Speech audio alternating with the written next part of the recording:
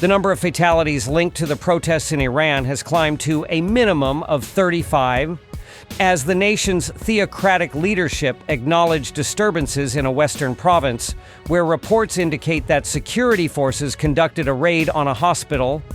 This statistic was provided by the human rights activists' news agency, a U.S.-based organization, which reported that over 1,200 individuals have been apprehended during the protests that have persisted for more than a week.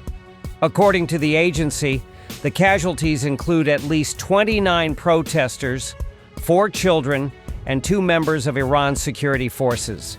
Protests have erupted in more than 250 locations across at least 27 of the 31 provinces in Iran. The organization, which gathers information through a network of activists within the country, has demonstrated accuracy in its previous reports concerning civil unrest.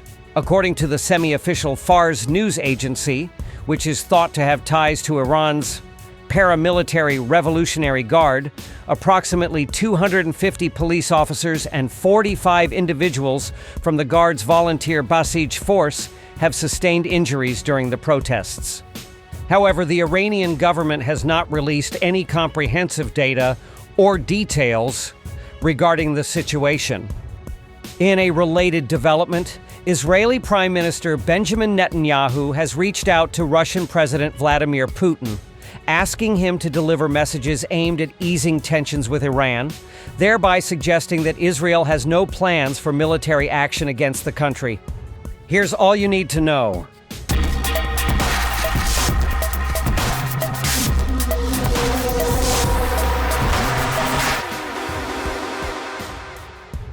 President Masoud Pezeshkian of Iran tasked the Interior Ministry with the creation of a dedicated team to conduct a full-fledged investigation into the recent events occurring in Ilam province. In Malakshari County, located in Iran's Ilam province, approximately 15 kilometers southwest of Tehran, reports indicate that protesters have lost their lives, with online footage allegedly depicting security forces opening fire on civilians. The presidency also acknowledged an incident in a hospital in the city of Ilam.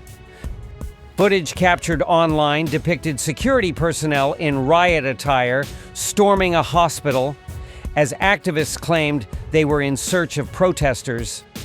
This assault on the hospital has faced backlash from the U.S. State Department, which referred to the event as a crime in the Farsi language of Iran. A previous report from Fars claimed, without any substantiation, that protesters were armed with guns and grenades. While it is true that firearms are more commonly found in western Iran, near the Iraq border, the government has yet to deliver any concrete proof to back up the claims of armed demonstrators. Ilam shares a lengthy border stretching hundreds of kilometers with Iraq. This rural province of Ilam is predominantly inhabited by the Kurdish and Lur ethnic communities and is grappling with significant economic difficulties.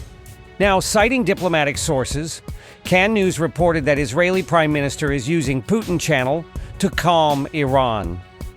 The report indicates that recent communications were sent to Iran, notably through discussions held over the phone between Netanyahu and Putin, at a time when tensions between Tel Aviv and Tehran are escalating.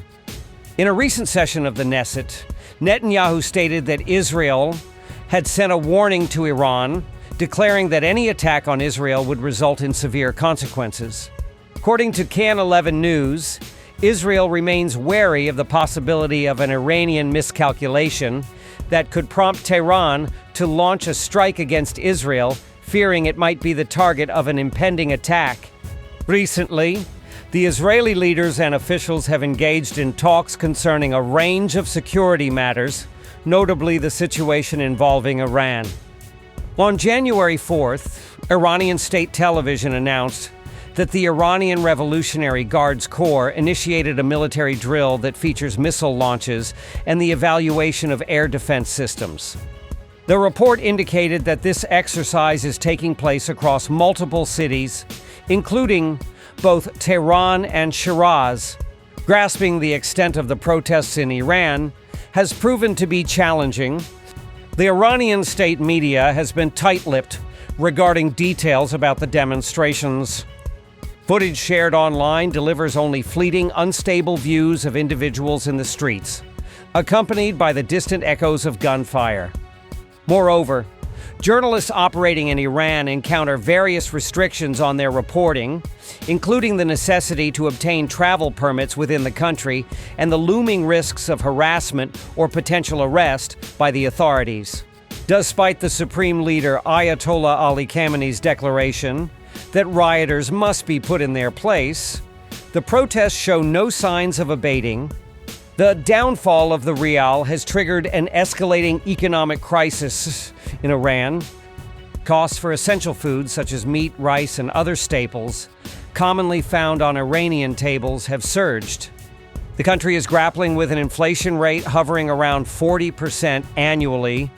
In December, Iran implemented a new pricing structure for its subsidized gasoline, resulting in hikes for some of the cheapest fuel globally, which places additional strain on the populace. Tehran may pursue even higher price adjustments in the coming months, as the government has decided to reassess prices every 3 months. The initial wave of protests started among merchants in Tehran before expanding further afield. At first, the focus was primarily on economic grievances. However, it wasn't long before demonstrators began voicing anti-government slogans as well. Resentment has been building for years, especially following the tragic death of 22-year-old Mahsa Amini while in police custody in 2022, an event that sparked widespread protests across the country.